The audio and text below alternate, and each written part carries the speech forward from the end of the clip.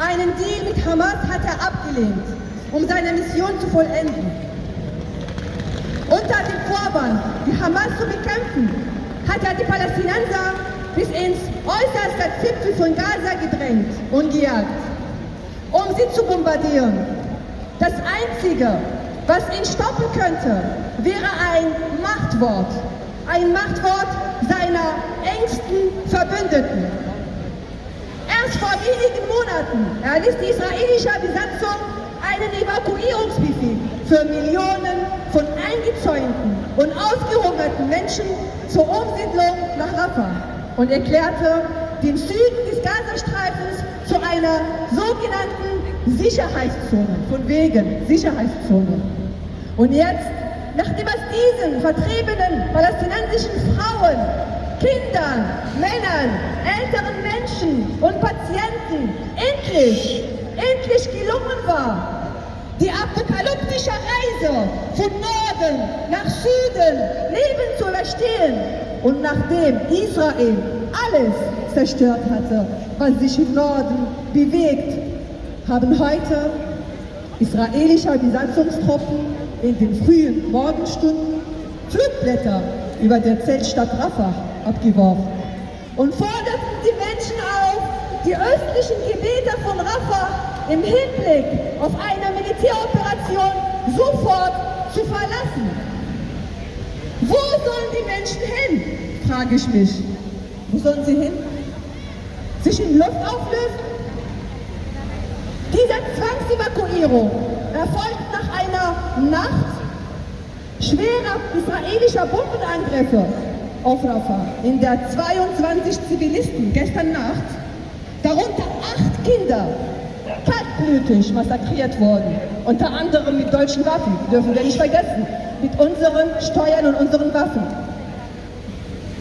Unter den Opfern war ein 7 Monate altes Waisenkind, das während des anhaltenden Völkermords geboren und zerbombt wurde. In Rafah, liebe Mainzer und Mainzerinnen, befinden sich über 1,5 Millionen Schutzsuchende, darunter ca. 610.000 Kinder, die laut UNICEF alle verletzt, krank und unterernährt sind. Sie werden angegriffen, nachdem Israel sie ausgehungert hat, verstümmelt und ihre Familienangehörigen ermordet hat, barbarisch zerfetzt hat. Nach 7 Monaten ununterbrochenen Terror, israelischen Terror, nachdem Israel sie 17 Jahre lang in einem Käfig eingesperrt hatte, den Menschenrechtsorganisationen als Freiluftgefängnis bezeichneten. Nach 75 Jahren Militärdiktatur, Entführung und Folter, nachdem sie und ihre Vorfahren während der Nakba im Jahr 1948 gewaltsam aus ihrem Land vertrieben wurden. Und jetzt, lieber Mainzer und Mainzerinnen, und jetzt müssen wir live auf unseren Bildschirmen zusehen, wie unbewaffnete, hungernde Zivilisten, darunter 1 Million Kinder, vor unseren Augen regelrecht abgeschlachtet werden. Und wir können nichts tun. Wir leben zwar in einer Demokratie, wir können aber nichts tun. In was für einer Welt leben wir eigentlich? Deutschland! Deutschland, wo sind deine Werte? Wie viele Kinder müssen noch zerbombt werden, damit unser Deutschland, unser demokratisches Deutschland, den rechtsradikalen Netanyahu eine Grenze setzt und sanktioniert? Wie lange wollen wir noch Waffen liefern, liebe Bundesregierung? Lieber Baerbock, lieber Scholz, lieber deutsches Volk, lieber Passanten, lieber Mainzer, Mainzerinnen, wie lange wollt ihr noch zusehen? Wie lange wollt ihr einen Völkermord verrichtet und es gibt Beweise dafür und viele Länder tun sich zusammen, um sich dagegen zu äußern, dann ist es auch in unserem freiheitlichen Verfügen, öffentlich über Völkermord zu sprechen. Und zum Thema Boykott, lasst euch bitte nicht einreden, lasst euch auf gar keinen Fall einreden, dass das mit dem Boykott, den wir mit unserer Kaufkraft gegen Israel verüben dürfen, dass das irgendwas mit dem zu tun hat, was Deutschland im Zweiten Weltkrieg verbockt hat. Weil das ist deren Problem. Was wir machen, und das ist komplett legitim, eine journalistische Freundin von mir, Helen Fares, die hat beim SWR gearbeitet, sie wurde vom SWR gekündigt, weil sie auf Instagram Werbung für die App gemacht hat, mit der man scannen kann, ob der Kauf den Genozid mit Waffen, mit Steuergeldern, ob das Unternehmen den Genozid unterstützt. Und sie wurde gekündigt vom öffentlichen Funk, vom SWR, weil sie diese App öffentlich vermarktet. Weil sie Briefe bekommen haben beim SWR, die gesagt haben, ja, diese Journalistin würde befürworten, dass man Juden boykottiert. Das eine hat mit dem anderen überhaupt nichts zu tun. Wir haben das Recht, unsere Kaufkraft dort einzusetzen, wo wir es machen wollen. Wie der Kollege schon gesagt hat, sie verstehen nur Geld. Und wenn wir damit ein Zeichen setzen können, dann haben wir die Freiheit, das zu tun. Also lasst euch bitte nicht einreden, dass das eine mit dem anderen über einen Kamm zu scheren ist. Das ist nämlich eine komplett andere Sache.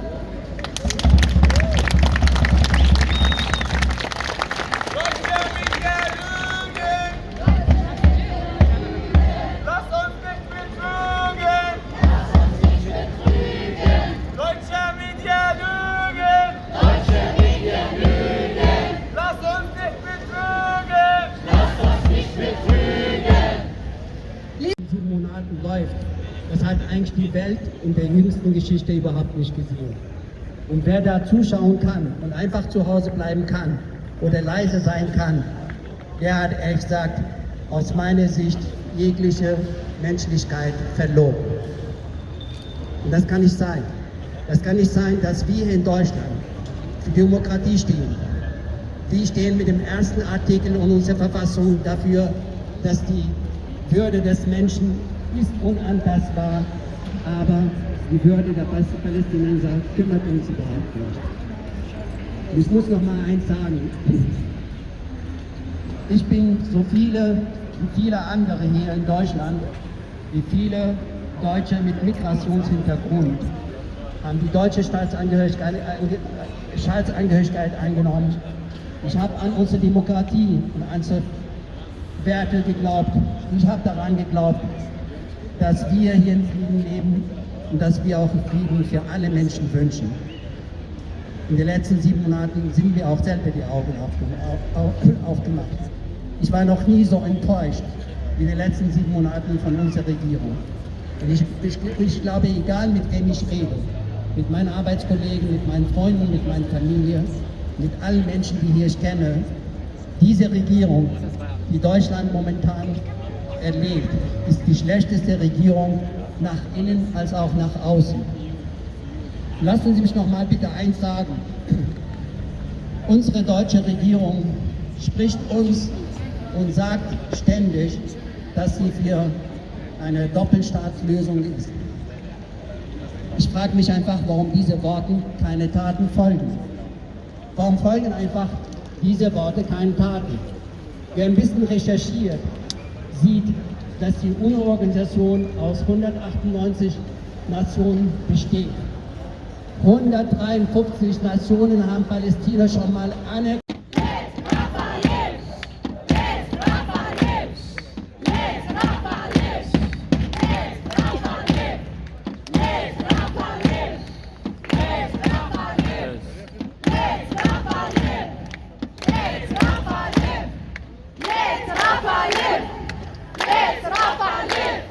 Ceasefire now!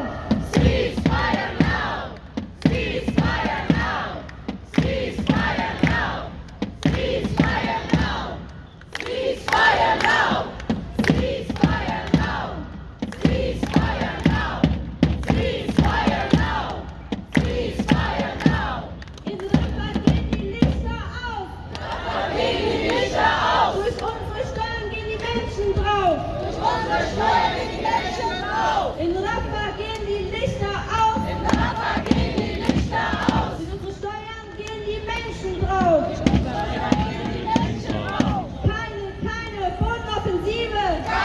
keine Bundesliga. Weg mit Panzern und Maschinen! Weg mit Panzern und Maschinen. Keine Bodenoffensive! Keine Bodenoffensive. Weg mit Panzern und Maschinen! Weg mit Panzern und Maschinen. Rafa ist eine Zeltstadt! Rafa ist eine Zeltstadt. Durch deutsche Waffen so gemacht! Deutsche Waffen so gemacht. Rafa ist eine Zeltstadt! Rafa ist eine Zeltstadt. Durch deutsche Waffen so gemacht! Durch deutsche Waffen so gemacht. Rafa ist eine Zeltstadt! Rafa ist eine Zeltstadt. Mit deutschen Waffen platt gemacht! Mit deutschen Waffen platt gemacht. Rafa ist eine Zeltstadt! Rafa ist eine Zeltstadt. Und nun mit deutschen Waffen platt gemacht! Mit deutschen Waffen platt gemacht. Kinder sind keine Ziele! Kinder sind keine Ziele. Betriebene sind keine Ziele! Betriebene sind keine Ziele. Krankenhäuser sind keine Ziele! Krankenhäuser sind keine Ziele. Journalisten sind keine Ziele! Sind keine Ziele. Kinder sind keine Ziele! Kinder sind keine Ziele. Betriebene sind keine Ziele! Betriebene sind keine Ziele. Krankenhäuser sind keine Ziele! Krankenhäuser sind keine Ziele. Journalisten sind keine Ziele! Sind keine Ziele. Ist die Welt denn taub und stumm? Ist die Welt denn taub und stumm? Das IDF bringt Menschen um! Das IDF bringt Menschen um. Ist die Welt denn taub und stumm? Ist die Welt denn taub und stumm? Das IDF bringt Zivilisten um! Das IDF bringt Zivilisten um. Noch mehr Rüstung, noch mehr Waffen! Noch mehr Rüstung, noch mehr Waffen. Werden keinen Frieden schaffen! Werden keinen Frieden schaffen. Noch mehr Rüstung, noch mehr Waffen! Noch mehr Rüstung, noch mehr Waffen. Werden keinen Frieden schaffen! Werden keinen Frieden schaffen. Let Rafa live! Let Rafa live. Let Rafa live. Let Rafa live. Let Rafa live. Let Rafa live. Let Rafa live. Let Rafa live. Ceasefire now. Ceasefire now. Ceasefire now. Ceasefire now. Ceasefire now. Ceasefire now. Ceasefire now. Bis sie uns in die Mainzer Innenstadt hören! Ceasefire now! Ceasefire now. Ceasefire now. Ceasefire now. Ceasefire now. Ceasefire now. Ceasefire now. Ceasefire now. Ceasefire now. Ceasefire now. Ceasefire now. Ceasefire now. Ceasefire